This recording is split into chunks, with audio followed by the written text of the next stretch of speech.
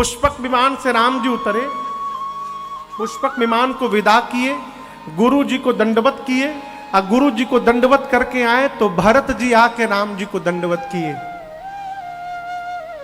जब भरत जी को राम जी ने उठाकर हृदय से लगाया तो वहां सब लोग आनंद में थे और दो लोग एकांत में जाके रो रहे थे। वो जानते दो लोग कौन थे? एक विभीषण जी थे और दूसरे सुग्रीव जी थे। रो क्यों रहे थे? ये कह रहे थे बताओ, एक ये दोनों भाई हैं, जहां एक भाई ने अपने भाई के लिए अपने कुल के संपत्ति को ठोकर मार दिया और भाई को उठाकर हृदय से लगा रहे हैं, और एक हम भाई हैं जो अपने भाई को मरवा कर और उन्हीं के सत्ता पर राजा बन के बैठे हैं। ये कहां जी रहे और हम कहां जी रहे थे। उन दोनों को ग्लानि हो गई। इस बात का चिंतन करिए। बांटना है, विपत्ति बांटिए। लोग अरे आपसे निवेदन करें, क्षणिक क्षणिक सुख के लिए लोग बेईमानी कर लेते हैं।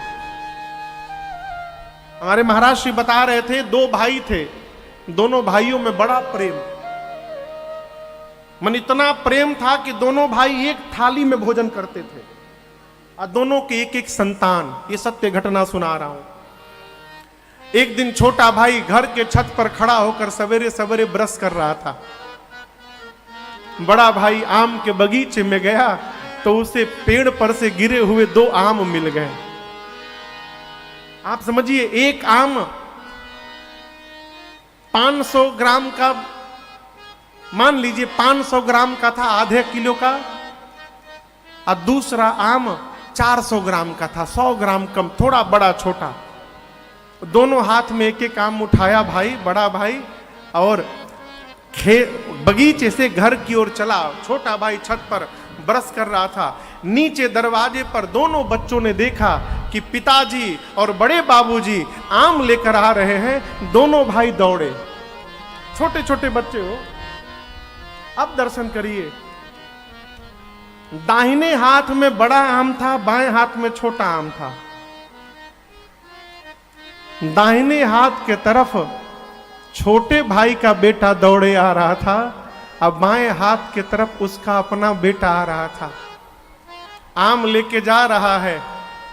बच्चों को देखा, आम को देखा, इधर बड़ा है इधर छोटा है, ऐसे दूंगा तो बड़का आम भाई के बेटे को चला जाएगा और मेरे बेटे को छोटका आम जाएगा। आम देते समय उसने हाथ ऐसे कर लिया।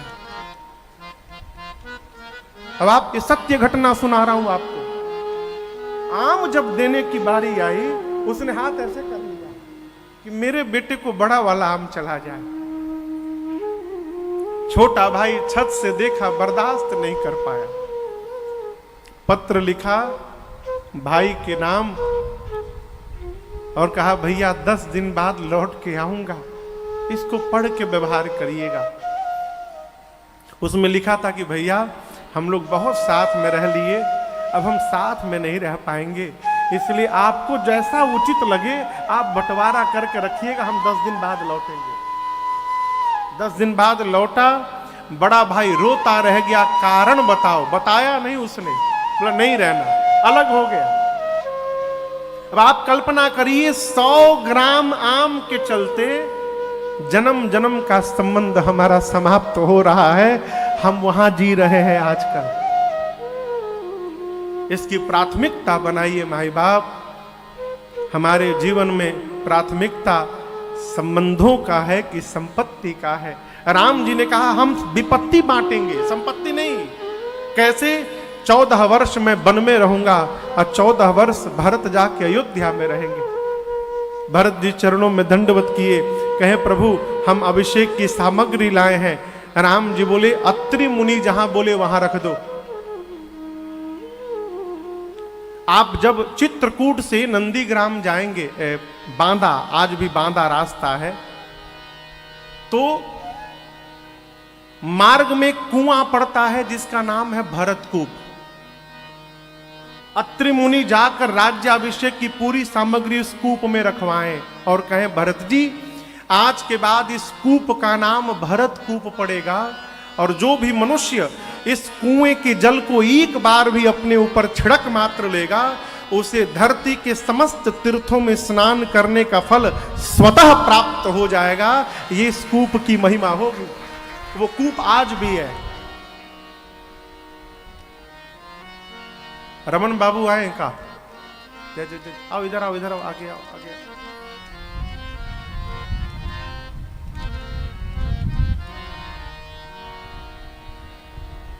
5 दिन गुरु आज्ञा, राम जी की आज्ञा प्राप्त करके भरत जी ने चित्रकूट का दर्शन किया है। उसके बाद छठे दिन आज विदाई का दिन है। ये 5वीं बैठकी है, अंतिम बैठकी चित्रकूट की। और आप दर्शन करिए, गोस्वामी जी कहते हैं सारे लोग बैठे हुए हैं, सभी लोग। राम जी भी सिर नीचे करके बैठे हैं। क्यों? कैसे भरत जी से कहें कि भरत जी आप चले जाइए। और यहां एक निवेदन करूं आपसे, यदि आपके बड़े को आपसे कोई बात कहने में संकोच हो रहा है तो बड़े के कहने की प्रतीक्षा न करिए। यदि आप समझ जा रहे हैं तो उनके बिना कहे उस व्यवहार को पूर्ण करिए, ये धर्म कहता। राम जी को कहने में संकोच हो रहा था तो भरत जी ने स्वयं जाकर कहा, राम जी से उठकर, प्रभु अब गोसाई मोहि देहु रजाई। यहां रजाई मतलब राज आज्ञा है। भाषा दर्शन करिए। भरत जी ने कहा, भैया आप मुझे राज आज्ञा दीजिए। क्यों?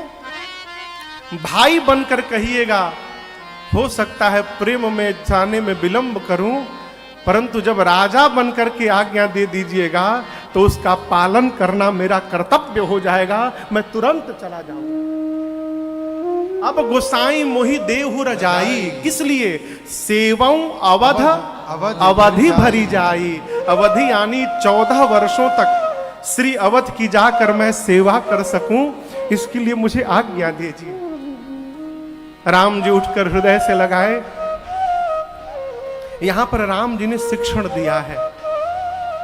एक ये दोहा है, इसको हम लोग बचपन में पढ़े हैं विद्यालय में, लेकिन इसका अर्थ अब जाके समझ में आया।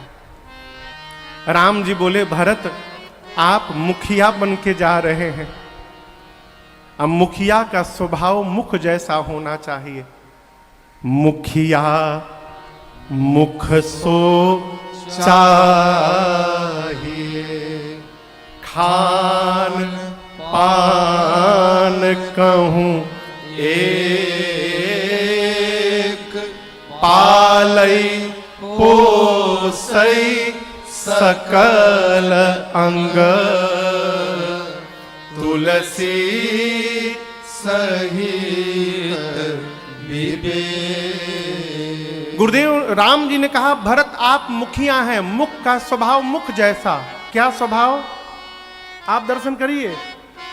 दाहिने हाथ और बाएं हाथ में सबसे अधिक मेहनत कौन करता है? कहिए। दाहिना हाथ।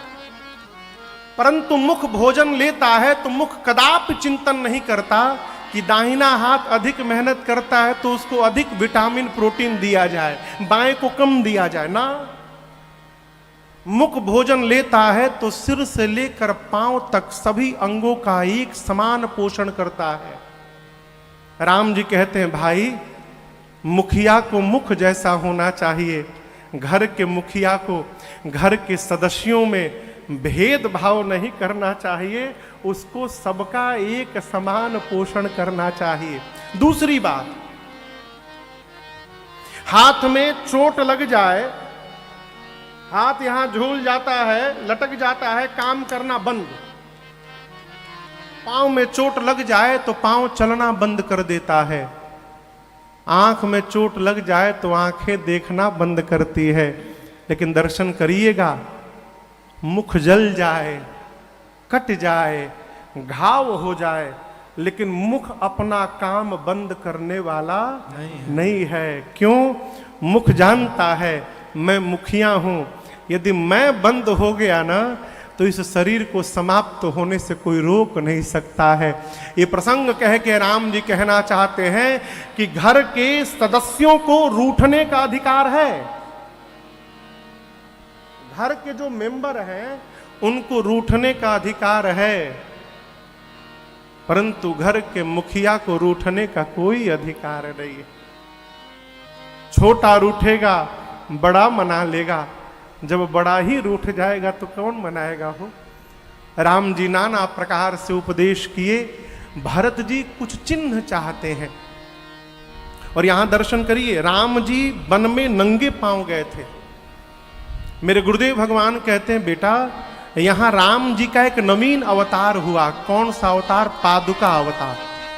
भरत जी को देने के लिए भगवान ने अपने आप को ही पादुका के रूप में परिवर्तित करके दिया। बाबा कहते हैं, प्रभु कर कृपा पावर दे, प्रभु कर कृपा पावर दे, सादर भरत शीस धरे ले, सादर भरत शीस धरि ली, भरत मुदित अवलंब लहेते, भरत मुदित अवलंब लहेते, अस सुख जस सिया राम रहे ते, अस सुख जस सिया राम रहे ते, अस सुख जस सिया राम रहे। प्रभु ने पादुकाओं को दिया। भरत जी को लगा मानो पादुकाओं के रूप में स्वयं श्री सीताराम जी ही उनके साथ जा रहे हों। सिरोधार्य किया है। राम जी दोनों समाज को यथा योग्य दंड प्रणाम आशीर्वाद करके विदा किए हैं।